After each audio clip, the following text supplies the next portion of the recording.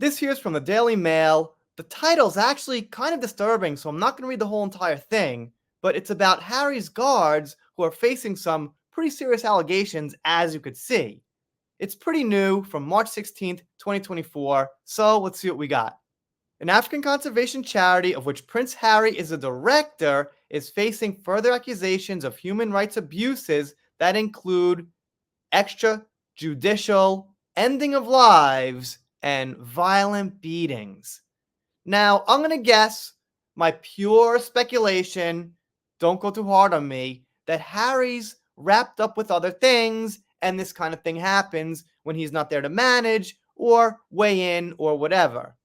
I'm not saying he hopes this stuff happens, it's intentional, but in his absence, maybe things have gone awry. They mentioned there are fresh allegations of what I mentioned, just some brutal bad stuff we could imagine. I'm not going to read details. They say his charity manages within 12 African countries with 1,400 guards patrolling protected land that's almost the size of Britain. The claim is they save wildlife by working with local communities. But I guess the allegations are saying they're roughing people up pretty badly. And prior to the allegations being made, Prince Harry, the charity's president for 6 years until he joined the governing board of directors last year, boasted the African Parks model is exactly what conservation should be about, putting people at the heart of the solution. Well, that's not exactly what the allegations are saying, because they say allegations of brutality have surfaced in Zambia's Bangwu wetlands, a conservation area almost the size of Devon that is home to 50,000 indigenous people. Not sure what Devon is, but alright, 50,000 is no small number. I kept that cat there because it's kind of cute with these serious things going on.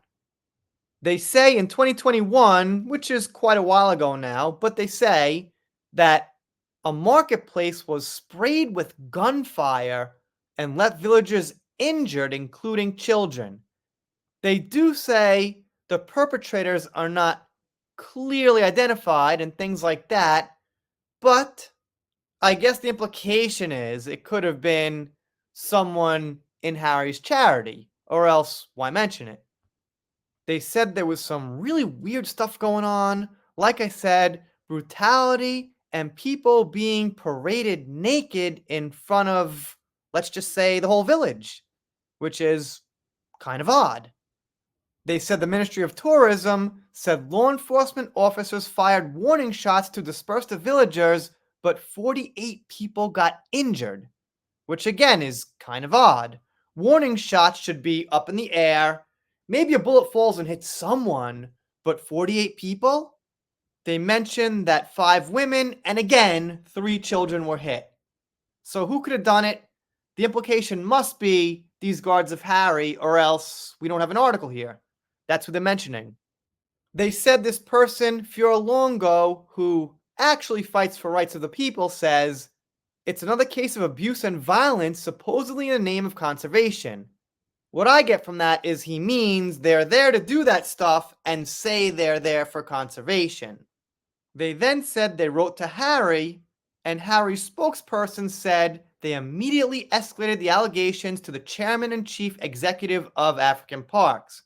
So basically, they told Harry and his people, and Harry's people and him responded by saying, we're going to tell the African Parks about these allegations.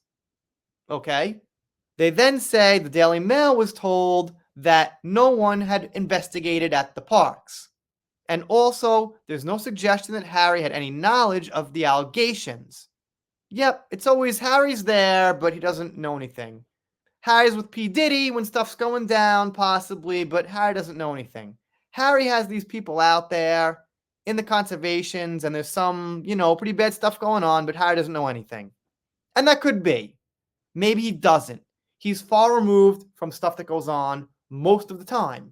But when things keep adding up, it's fair to question. Anyway, let me know what you think in the comments. If you're not subscribed here, consider it. Done here for now. See you next time.